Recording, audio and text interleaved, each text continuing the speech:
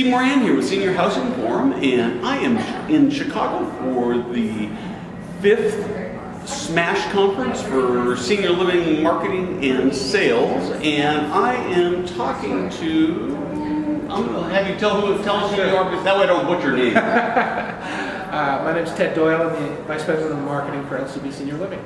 And it's always really good when you get two bald guys in front of the camera. I mean, this is probably the best video we've ever done because of that. So I hope the glare doesn't bother you too much. And so tell me a little bit more about LCB Senior Living, and then we'll get to sort of what I really want to talk about.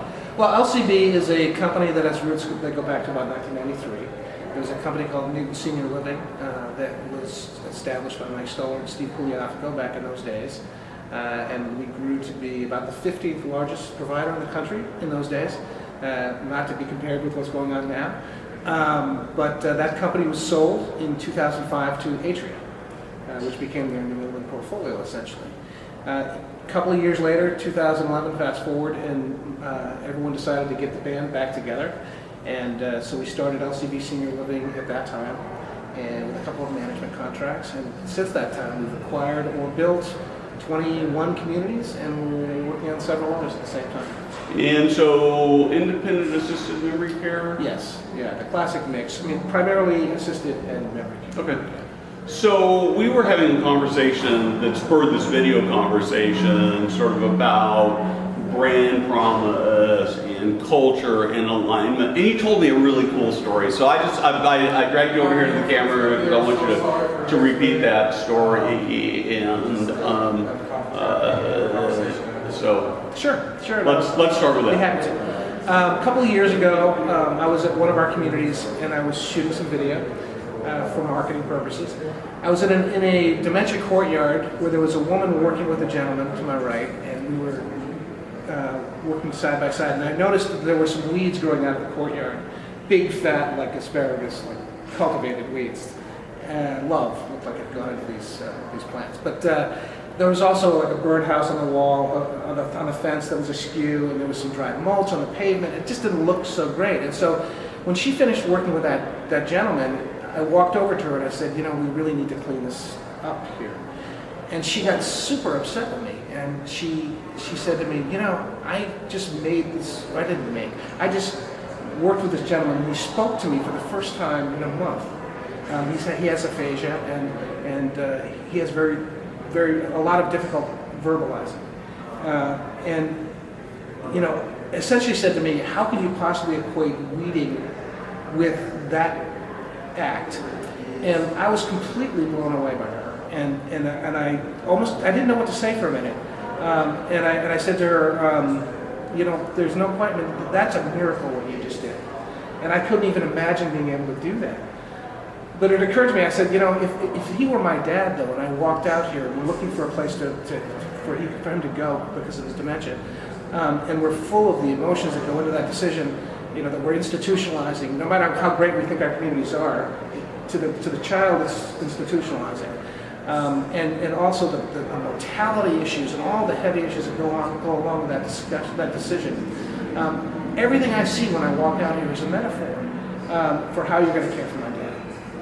And she looked at me and I looked at her, and the two of us had this moment where we like coalesced, you know, and all of a sudden it was so plain to me how we go from a brand idea to the fulfillment of that in a way that's beautiful and organic and really underscores the good things that we do in this industry.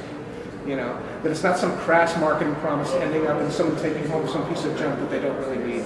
It's a marketing promise that is leading people to a solution that leads to miracles. And that to me was an incredibly powerful moment that honestly led us to taking on a brand initiative to really crystallize who we are, what that promise is all about, and how we're going to bring that message to everybody in the community, including caregivers, maintenance folks, culinary directors, everyone who has a chance to touch people's lives and perform little miracles. Sort of making sure they understand that what we're doing up front when we're repairing the neck and telling them to keep the first impressions going, there's a real organic human purpose to it. So there's so many things I love about this story. So I'm going to start with the first one I want to talk to you about, because so it would be so easy for you to say, yeah, I know, but those weeds have got to be cleaned up. But what I really liked about how you told the story is you were thoughtful about it. So she pushed, so first off, she felt like she could push back on you, which is a very unique thing in a culture. And so, and to your credit, you stopped and thought, rather than saying, my way is the highway. And so, because you were both willing to listen and have this conversation, you had an epiphany, you both had an epiphany, right, that took you to a much higher level.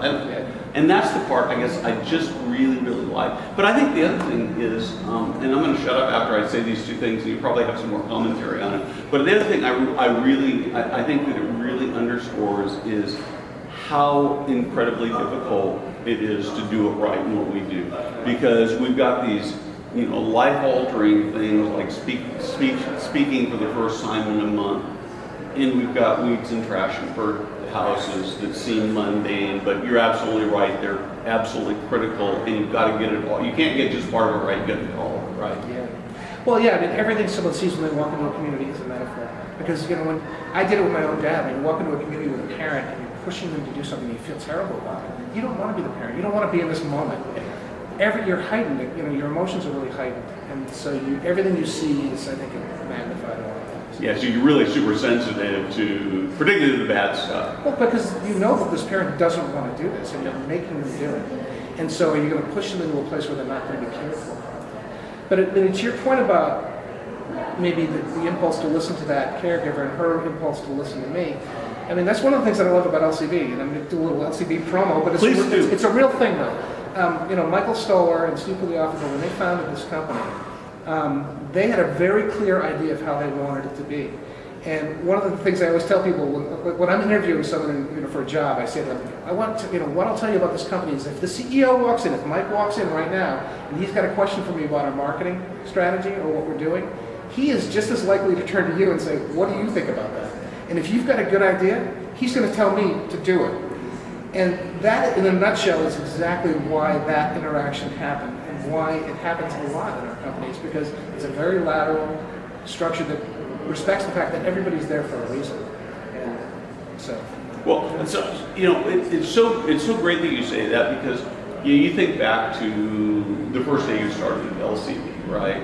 And you obviously you were coming in at a high level, but you had this great passion, and all you could see is being able to do and accomplish great things. And I think that, with a few exceptions, whether somebody comes to work as a housekeeper or a cook or a care aide or a marketing person, that first day on the job, they're coming in with just nothing but hope and expectation, right?